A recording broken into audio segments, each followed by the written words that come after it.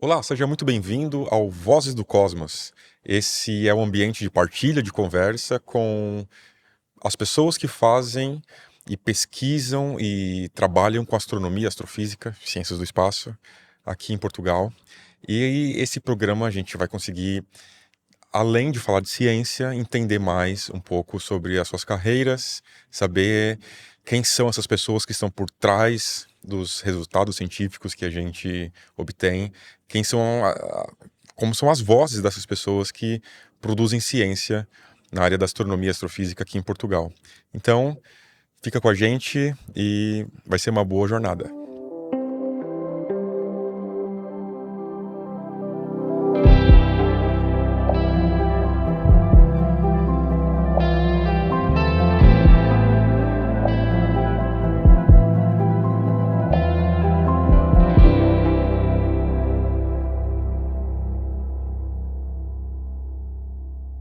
Hoje temos um convidado muito especial, é um amigo, um colega, e ele fez a sua licenciatura em Engenharia Física Tecnológica no Instituto Superior Técnico. Depois já foi para o doutoramento. Na verdade, teve um passo anterior. A gente vai esclarecer essa história com mais calma. Fez o doutoramento no Reino Unido e trabalha com cosmologia. E a gente vai aqui aprender muita coisa com ele e saber também um pouco mais de carreira, como que é a vida de um cosmólogo. Será que também é comum? Será que comem, bebem, assim como nós? Spoiler, sim. E então a gente vai conversar agora com o Nelson Nunes. Nelson, muito obrigado por ter Claro, aceito o convite. muito obrigado pelo convite, É um prazer parabéns tê-lo pelo aqui. programa ou pelo projeto. Obrigado. Ahn, Pois, a gente se conhece já há algum tempo, não é? Ahm, Acho que uma das primeiras vezes que eu tive contato com o Nelson foi numa viagem ali pro Alqueva, no observatório que tinha lá, e naquela altura eu fiquei impressionado que o Nelson dava tours, mostrava para o grande público o céu e pronto. Eu que sou um astrofísico teórico, não manejo tão bem olhar para o céu e saber onde estão as coisas. E para já queria que você comentasse um pouco essa sua ligação com a divulgação da astronomia para o grande público, esses tours no céu. É uma história longa, não é? Então, se calhar posso dizer que a minha ligação à astronomia, a conhecer o céu, vem desde os 15 anos, penso eu. Um bocadinho promovido pelas séries que existiam nos fins dos anos 70, no princípio dos anos 80, aquela série muito conhecida, o Cosmos. Uhum. Carl Eh, Sagan. e também, talvez, também por iniciativa do meu pai, da minha vizinha, que naquela altura era possível ver o céu de noite em Évora, que é de onde eu sou. No Hum, quintal podíamos ver o céu e podíamos ver os satélites, e o meu pai dizia: "Olha, aquilo ali é um satélite." ok. E por aí o meu interesse pela astronomia, depois pela física. Acabei por não seguir exatamente o ramo da astronomia, portanto, podemos falar um bocadinho disso mais tarde. Uhum. Realmente interessei mais pela cosmologia e andei muitos anos fora. E quando voltei, com outros dois sócios, nós iniciámos aquele projeto que é o observatório Uhum. que construímos junto ao Alqueva.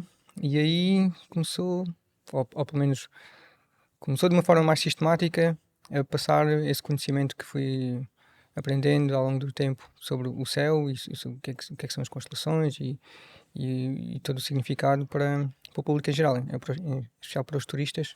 Uhum. E isso foi um projeto muito gratificante, muito enriquecedor e a astronomia tem tudo. Não sei se é a melhor altura para falar disso, mas a astronomia tem um pouco, tem história, tem mitologia, É, tem o gosto pelo equipamento, pela mecânica, pela eletrónica, pela filosofia. Nós podemos apontar um pouco de tudo isto numa observação do concordo. céu, numa hora e meia mais ou menos, que é tipicamente Uhum. o que se calhar o que nós conseguimos transmitir de uma forma que possa entreter o público Uhum. sem aborrecer. Uhum. Depois possa ser um bocadinho talvez demasiado, mas E aí apareceu o David. E gostou, não é? Gostei muito. E isso para mim já chama atenção, porque na área das ciências, eu diria que muitas pessoas têm um caminho mais teórico, mais ali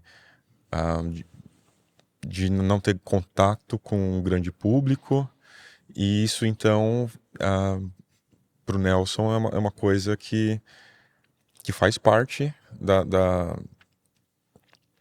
digamos assim, falando agora que se astronomia e cosmologia está em tudo, né, faz parte também da sua vida, isso de divulgação, de falar para os outros e partilhar o conhecimento.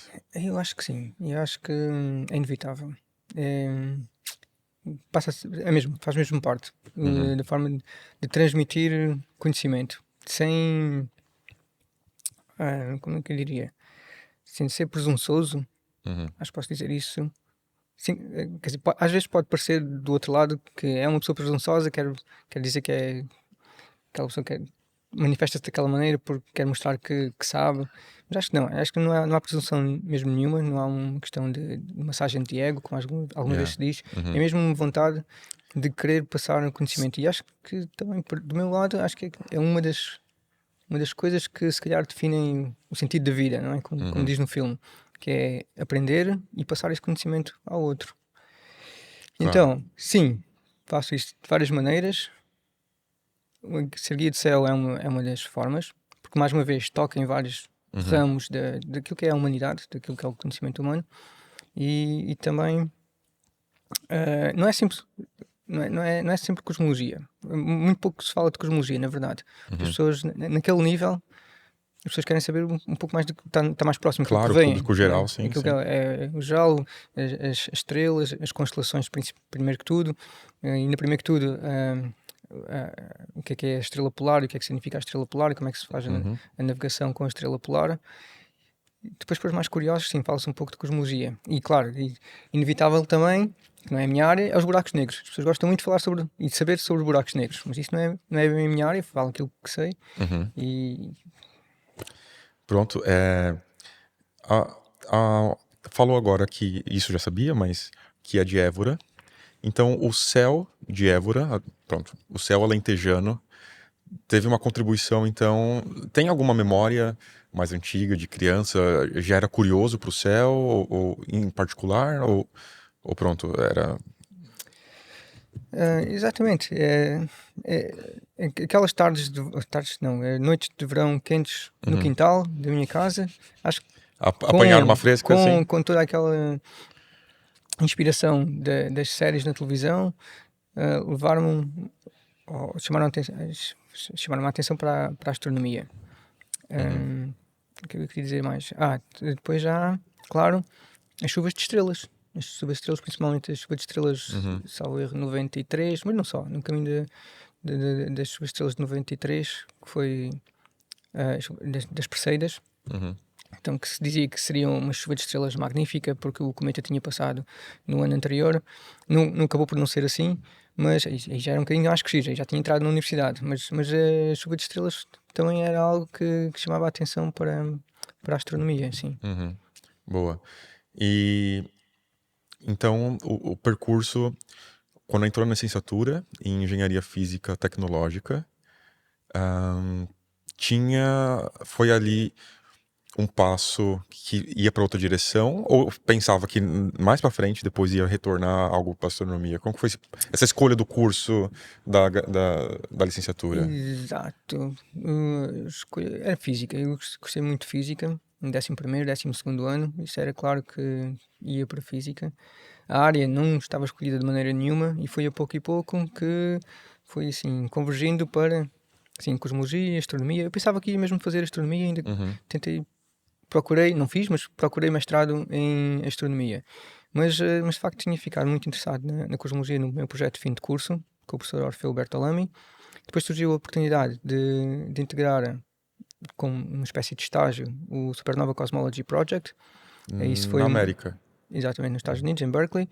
Isso foi uma iniciativa da professora Ana Mourão e do professor Alfredo Barbosa Henriques e com a ajuda também do o Pedro Gil Ferreira, que já estava em Berkeley nessa altura, era postdoc nessa altura que ehm, promoveram este género de estágio nos Estados Unidos, e eu e a minha colega Patrícia Castro fomos selecionados para ir passar uma temporada, né, em Berkeley, e na altura não sabíamos, não fazíamos ideia do que aquilo seria e que um dia levaria ao Prémio Nobel da Física. Uau. Foi o que aconteceu em 2011. E foi nessa altura, se calhar, que percebi que não, a minha área mesmo, embora não seja observacional, foi o que aconteceu nesse ano, eu estava mesmo interessado em continuar aquilo que tinha feito já no projeto de fim de curso, que era cosmologia teórica, e assim comecei o doutoramento em Sussex, em cosmologia. Dito isto, aquele ano em Berkeley foi muito importante porque me permitiu já trabalhar com uma equipa internacional, Claro. internacional e multidisciplinar naquela área, e aprendi muito. Não parecia na altura. Quanto tempo ficou lá? 9 meses. 9 9 meses. meses. Só 9 meses.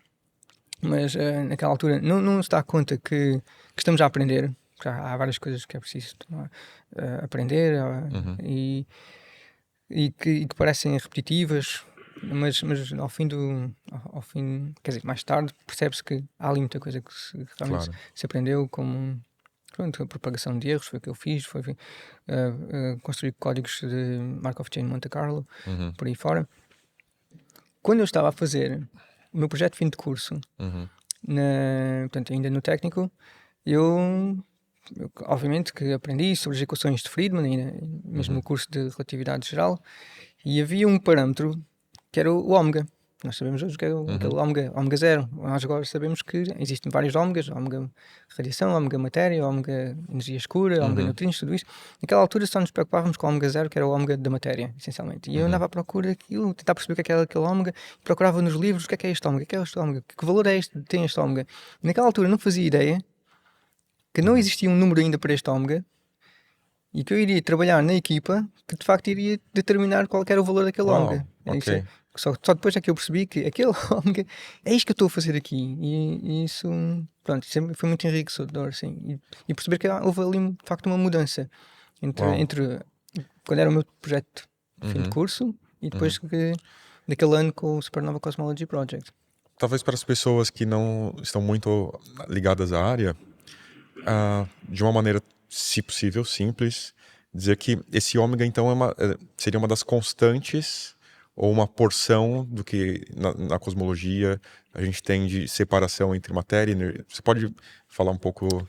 Certo, muito rapidamente, aquele ômega é um parâmetro na cosmologia que nos diz qual é que é a abundância de matéria no universo.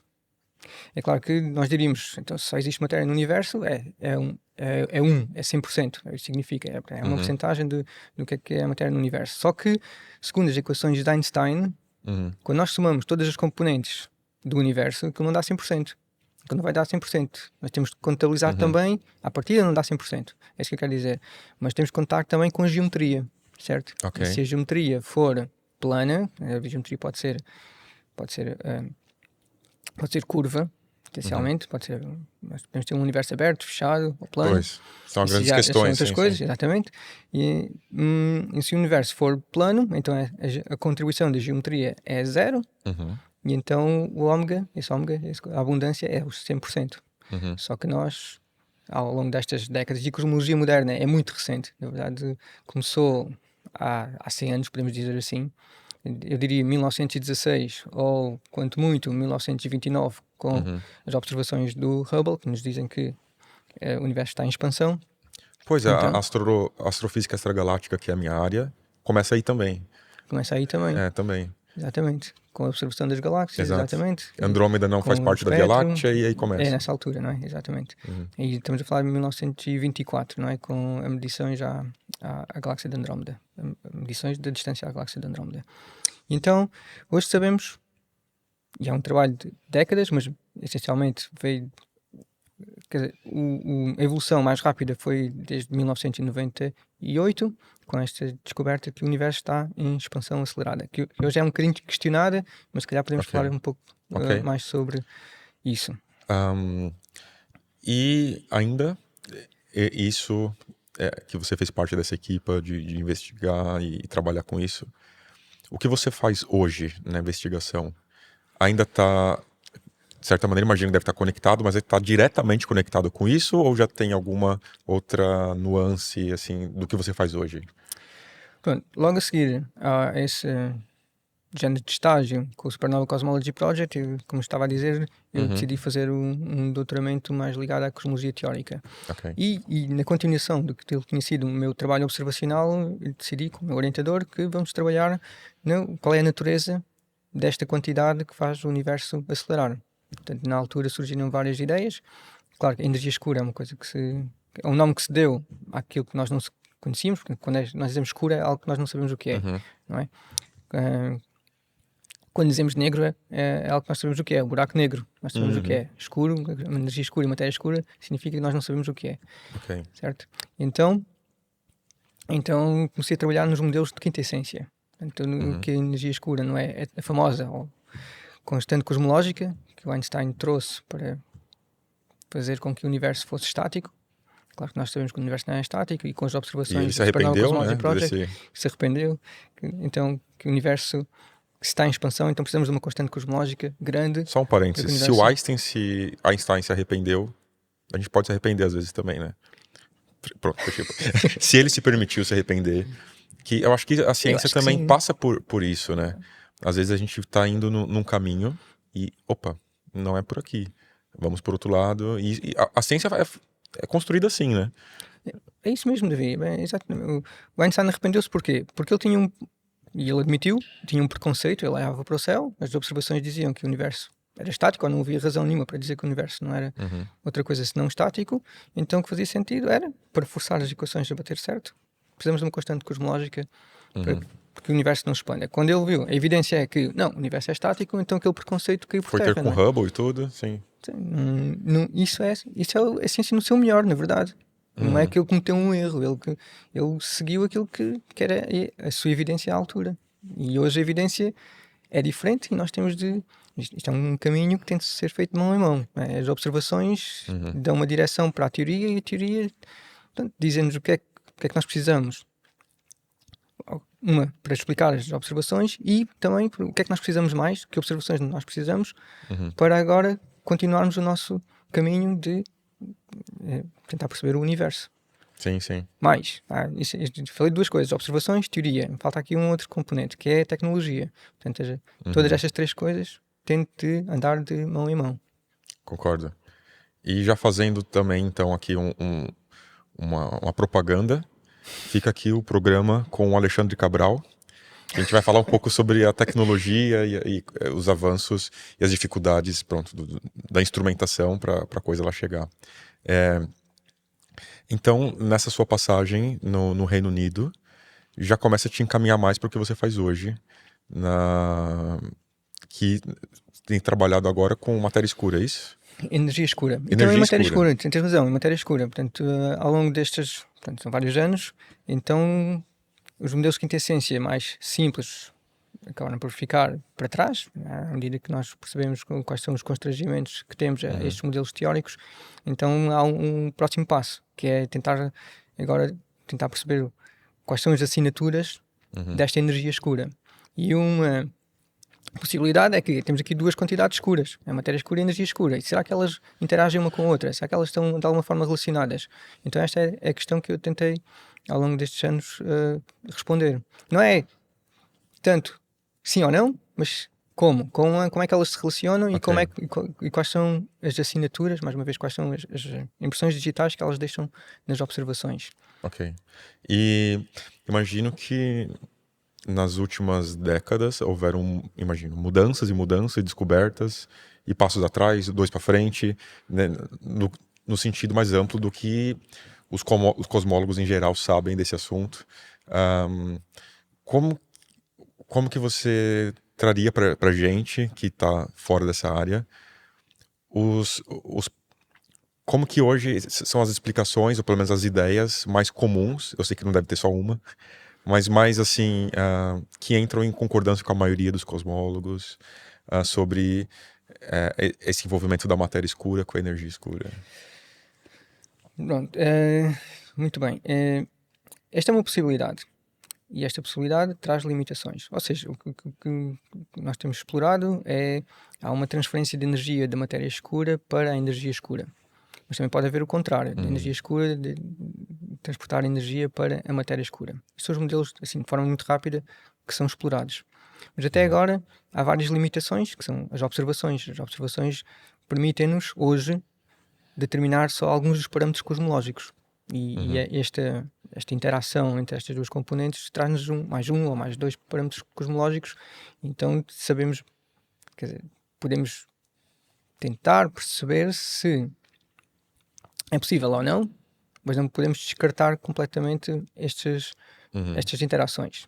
Ok. O próximo passo será, está aqui ao virar da esquina, é o Euclide. O Euclide vai trazer uma quantidade enorme de dados e em cooperação com outros dados, como a radiação cósmica de fundo, como as oscilações acústicas bariónicas, que agora não estou a explicar o que é, mas infelizmente, há um conjunto de dados independentes que nós podemos conjugar para tentar perceber, ou pelo menos pôr limites a estas interações. Mas não só, também existem outros tipos de interações que nós podemos, com o estrangeiro, podemos analisar, que é se há uma ligação entre a energia escura e a variação dos parâmetros cosmológicos. Isto é uma área que também tem interessado muito ao longo dos vários anos. Sim. Por exemplo, uma variação nesta quinta essência, portanto um campo escalar que nos dá a aceleração do universo, pode imprimir uma evolução na chamada constante de estrutura fina. De alguma forma nós podemos dizer que a constante de estrutura fina está relacionado com quão forte é a interação eletromagnética, assim, de uma forma muito rápida.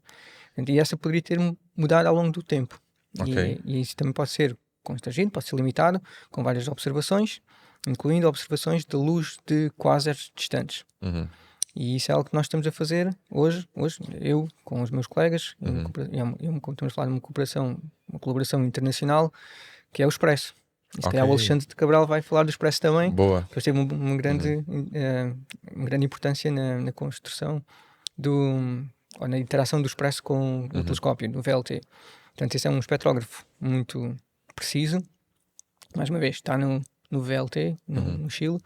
E que nos permite constranger qual é que é o valor de alfa, portanto, é constante estrutura fina, é um redshift, estamos a falar de 2 mais ou menos, já vi para o vermelho de 2. Portanto, há muito tempo atrás.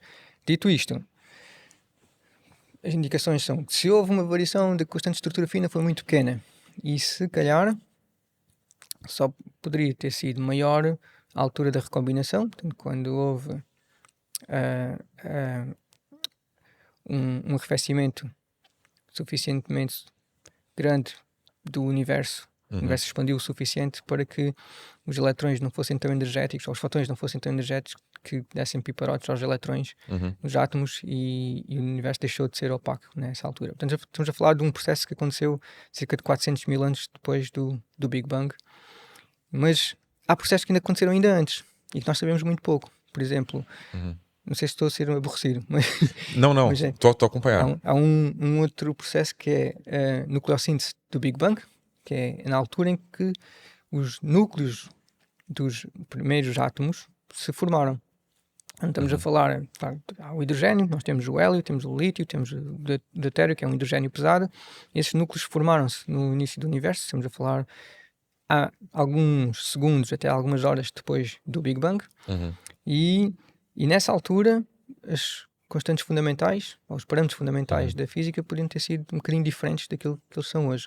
E esse é um processo, um assunto que eu estou a estudar já há vários anos, mas ainda hoje estou a estudar porque há indicações que, se de facto estes parâmetros fundamentais fossem um bocadinho diferentes no passado, então teríamos resolvido um dos problemas da física hoje, que é o problema do lítio-7. Não sei se... Claro que se calhar quem está a ouvir não está a par do que é este problema, mas uma coisa fenomenal é que nós, quando comparamos este processo da nucleossíntese do Big Bang com o processo da recombinação, portanto, com as medições da radiação cósmica de fundo, nós vemos, há um parâmetro ali que estes dois processos, estes dois conjuntos de dados nos dá exatamente o mesmo parâmetro. a parte do erro, Uhum. nos dá exatamente o mesmo parâmetro, ou valor para aquele parâmetro, considerando que são processos completamente diferentes que ocorrem em alturas completamente diferentes do universo. Portanto, como eu estava a dizer, a nucleossíntese do Big Bang acontece alguns segundos, algumas horas Uhum. depois do Big Bang, e a recombinação já são 400 mil anos depois do Big Bang. Se- E dá-nos o mesmo valor para aquele parâmetro, e aquele parâmetro diz-nos que a abundância daquilo que nós somos feitos, os átomos, é só 5% daquilo que existe no universo. Aquilo que nós somos feitos é só 5% daquilo que existe no universo. Isto é a última humilhação possível, digo eu às vezes com guia de céu, não é? Nós não estamos no centro do sistema solar, não estamos no centro da galáxia, a nossa galáxia é uma de muitas, e nós nem sequer somos feitos da maioria daquilo que existe em abundância no universo. Somos feitos de uma coisa que é minoritária no universo, que são os átomos, os Pois, neutrões e prótons. o Nelson falou umas coisas que foram interessantes, que é, na ciência, é muito interessante quando ideias e resultados vindos de um campo começam a fazer sentido com outras observações que vêm de outros instrumentos, de outras coisas.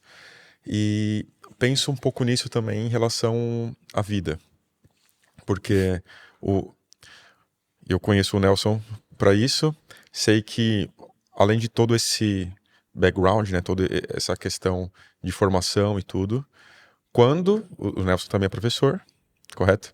Uhum. Quando vai explicar para os alunos, então vem essa parte, né, essa componente da teoria e tudo, mas tem uma outra que entra junto, que é uma característica sua, que é o humor, que, para ser sincero, na minha opinião, ajuda também a trazer um ambiente um pouco mais leve. E eu acho que isso tudo também, trazer o humor para isso, está correlacionado com o que você acabou de falar, da gente entender o nosso lugar no universo. Então, acho realmente que existem áreas do conhecimento que o ego e, pronto, achar que é alguma coisa, talvez seja mais presente em algumas áreas do conhecimento. Não vou dizer quais são, mas tenho agora na minha cabeça.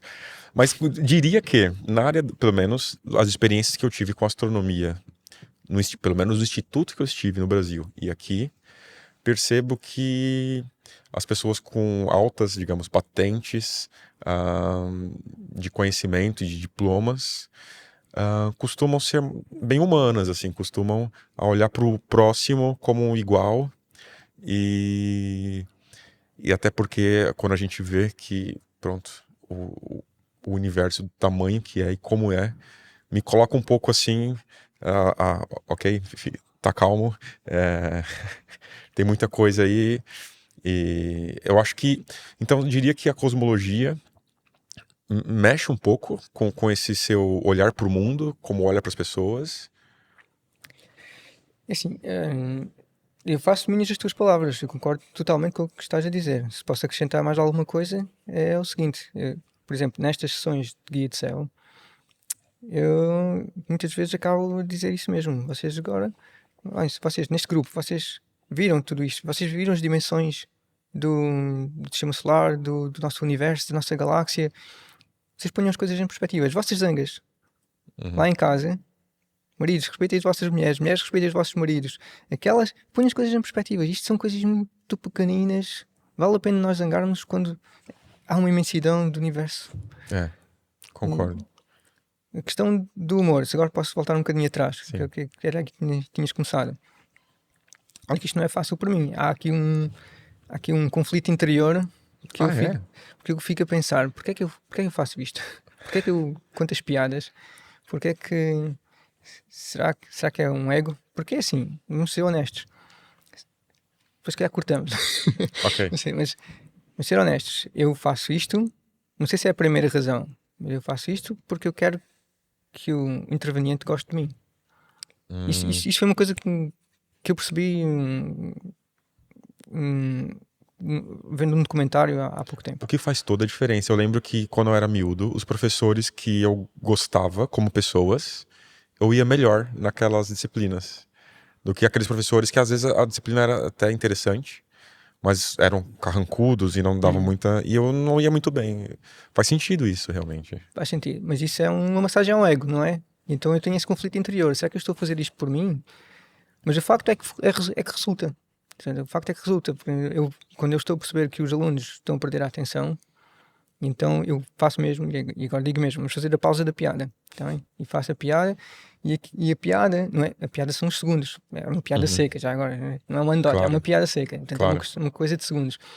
E aqueles segundos acabam por resultar num minuto, 2 minutos de pausa, porque há quem perceba, há quem não percebe, há quem, Uhum. aqueles que percebem estão a explicar aos que não perceberam o sentido da piada, então descontrai um bocadinho, de facto, e os alunos depois voltam, a pouco e pouco, voltam a atenção para aquilo que eu estava a dizer. Por outro lado, os alunos também já me disseram Uhum. que obrigo-os, para não perderem a piada, obrigo-os a prestar atenção àquilo que eu estou a dizer, porque às vezes a piada surge assim de repente, não é? Assim no meio Ok. de cálculos e de diferenciações, integrações e coisas assim. Pronto, eu acho que o humor, o bom ambiente, ah, e também um pouco desse projeto aqui de conversar com quem faz pesquisa e os cientistas, astrofísicos, cosmólogos, é de mostrar que esses ambientes não são lugares de outro,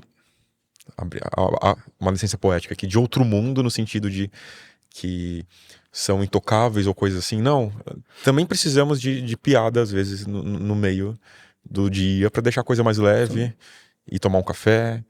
Isso faz parte também da vida de um cosmólogo. E queria fazer uma pergunta: como que é, em resumo, hoje o seu dia a dia como investigador, professor? Como que você tem mais ou menos para uma pessoa que não conhece, não tem um contato talvez com um investigador e tem curiosidade, como que é essa que vai para o laboratório, coloca o olho lá no telescópio, será que entra no foguetão? Conta pra gente como que é o dia a dia seu, do Nelson, como cosmólogo, investigador, professor. Ok, é uma boa pergunta. Não é nada assim tão aliciante, tão interessante quanto entrar no foguetão. Gostaria muito, sim, sim. Ou como estar sempre a olhar pelo telescópio. As coisas já não funcionam assim, claro. E o David está aqui a picar-me, não é? Não é Pois. assim tão interessante, pronto, hoje o meu foco principal são as aulas, de facto. É o ensino. Ok. É o ensino ao nível da licenciatura, essencialmente. Portanto, é a minha principal função, poderia dizer assim. A investigação, claro que sim, eu ainda faço contas, papel Uhum. e lápis. Às Boa. vezes até já uso caneta, já não me engano. Ok. Mas, e código, e gosto muito de fazer código. Uhum. Mas muito frequentemente quem está a fazer os cálculos, quem está a fazer o trabalho são os alunos. Portanto, agora estamos a falar do nível do mestrado e alunos de doutoramento. Uhum. Portanto, isso é importante que os alunos ganhem alguma independência. Portanto, não estou eu a fazer as contas eu mesmo, posso guiá-los e parte do meu tempo, do dia a dia, são as reuniões que faço com esses alunos. Não sou sozinho com os alunos, eu colaboro com os meus colegas também. Mas E, parte da ciência que o Nelson, digamos, faz parte, ajuda a produzir e produz, vem com a colaboração de alunos. exatamente. E agora tem de ser assim mesmo. Tem de ser assim. Tem, Uhum. há projetos que podem ser mais rápidos se eu literalmente puser as mãos na massa, Sim. sim, mas é importante que sejam os alunos a lá chegar. Ok. Sim. Isso, pronto, dá um passo mais lento à investigação, mas é importante que os alunos aprendam a ser independentes. E tanto no cálculo, tanto na matemática, como Uhum. na análise numérica de seja qual for o tema da investigação. Uhum. Ok. Você estava a falar disso, dos alunos, e eu estava a lembrar aqui de uma coisa que é mesmo muito, muito, muito séria, muito imponente, importante e sublime, que eu vou te fazer uma pergunta. Qual é o animal que tem mais do que 3 olhos e menos do que 4? Isso é claro, é o piolho. Eu tinha que soltar essa que eu aprendi agora há pouco com o Nelson. E pronto. Nelson, pra gente caminhar pro final, eu Foi um prazer enorme estar aqui com você. E eu tenho um desafio. E eu não tinha te falado que teria um desafio. Eu recebi umas perguntas de crianças Ui. do agrupamento de escolas Pedro da Covilhã, na escola básica de Santo Antônio. É uma escola que eu dei umas palestras lá, online, não estive na Covilhã. E a professora colheu perguntas para me fazer aqui para os investigadores. Perguntas de criança. Então, tendo em mente... Crianças, estamos a falar de que idade exatamente? Eles têm entre 7 a 9 anos. Mesmo pequeninas. Assim, Então você vai responder para eles. Aí está. E eu diria que e essas perguntas são nada triviais, assim. Então, vou preservar o nome de quem perguntou, mas tem entre 7 e 9 anos, é dessa escola. E vou perguntar... A pergunta é a seguinte. O que é o cosmos? O que é o cosmos? O cosmos, como diria o Carl Sagan, não sei se são estas as palavras exatas, mas é tudo aquilo que existe, tudo aquilo que existiu, que irá existir no futuro. É tudo. É o universo. Acho que ficou ficou claro. Direto, Foi muito direto. Sendo assim, Nelson, obrigado por ter... É tudo. É tudo, por ter participado aqui. Espero mais vezes te encontrar pra gente comer bochechas de porco no Alentejo. Com muito prazer, David. Da próxima vez que você vir de novo do Alentejo, me traga limões, por favor. Tá certo, tá certo. Eu aprecio esse teu gosto por limões. Dá para muita coisa, dá para chá, dá para salada, dá para temperar os bifes. Isso eu compreendo. Pois é. Obrigado, Nelson, por ter aceito o convite e por ter tido essa conversa aqui com a gente. Com muito gosto, David. Muito bom. Prazer. Tudo bom para o projeto. Obrigado. Esse programa, o Vozes do Cosmos, só foi possível graças ao patrocínio da Agência Espacial Portuguesa e aos demais apoiantes que acreditaram nesse trabalho. A todos vocês, muito obrigado.